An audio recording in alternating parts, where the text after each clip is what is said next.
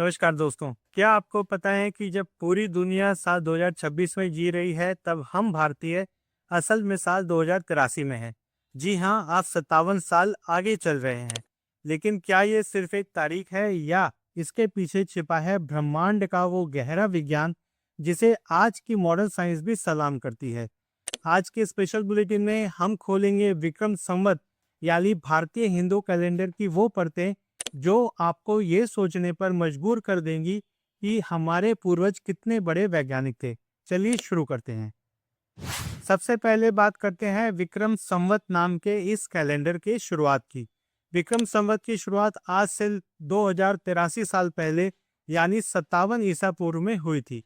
उज्जैन के महान सम्राट विक्रमादित्य ने जब विदेशी आक्रमणकारियों को पराजित कर भारत से खदेड़ दिया, तब इस विजय की याद में एक नया संवत्सर शुरू हुआ।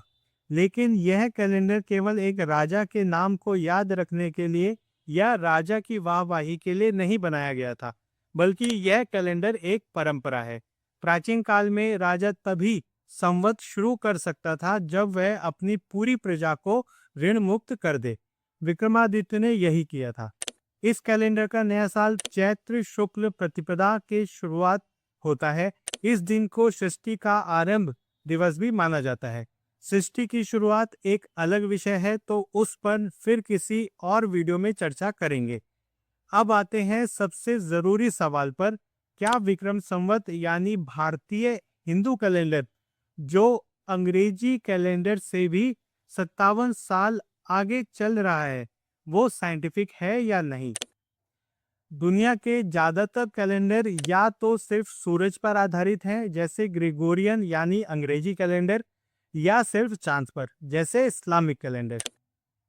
लेकिन विक्रम संवत लूनर सोलर है, यानी ये सूर्य और चंद्रमा दोनों की गतियों को बैलेंस करता है। ग्रेगोरियन कैलेंडर में रात के 12 बजे तारीख बदल जाती है, जिसका प्रकृति से कोई लेना देना नहीं है।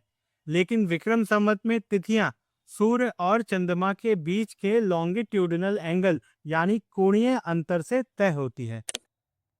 एक लूनर मंथ यानी चंद्रमा मास लगभग 29.53 दिनों का होता है, जिससे साल में 354 दिन बनते हैं। अब आप कहेंगे कि ये तो सोलर ईयर जो 365 दिनों का होता है उससे 11 दिन पीछे रह गया। यही आता है हमारे ऋषियों का मास्टर स्ट्रोक, लीप मंथ यानी अधिमास या मलमास, जिसकी गणना ऐसी बनाई गई कि हर तीसरे साल एक एक्स्ट्रा महीना जोड़कर इसे वापस ऋतुओं और सूरज के साथ सिंक कर दिया जाता है। इसी वजह से हमारे त्योहार हमेशा सही मौसम में आते हैं। चलिए एक छोटा सा कंपैरिजन करते हैं हमारे भारतीय कैलेंडर और दूसरे कैलेंडर के बीच। हमारा कैलेंडर सूर्य और चंद्रमा दोनों पर आधारित है, जबकि अंग्रेजी कैलेंडर केवल सूर्य पर और इस्लामिक कैलेंडर केवल चंद्रमा पर आधारित है।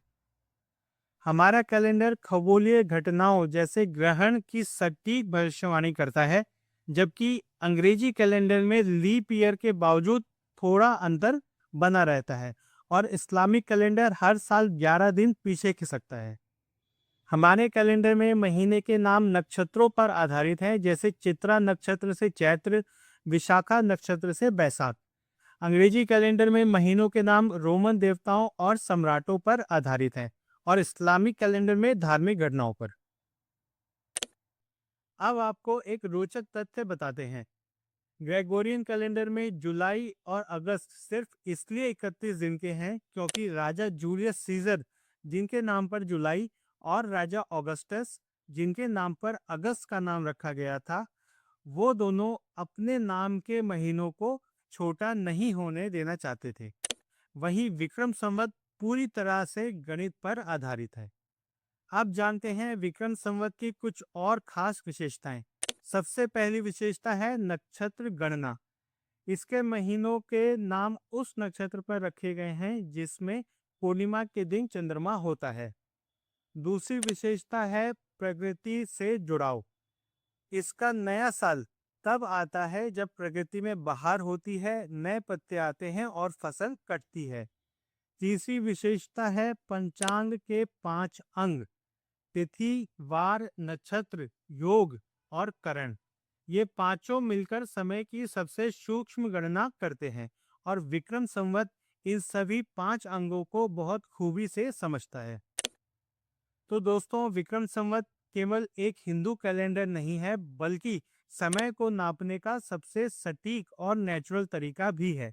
नासा भी आज भारतीय पंचांग की गणनाओं को देखकर हैरान रह जाता है।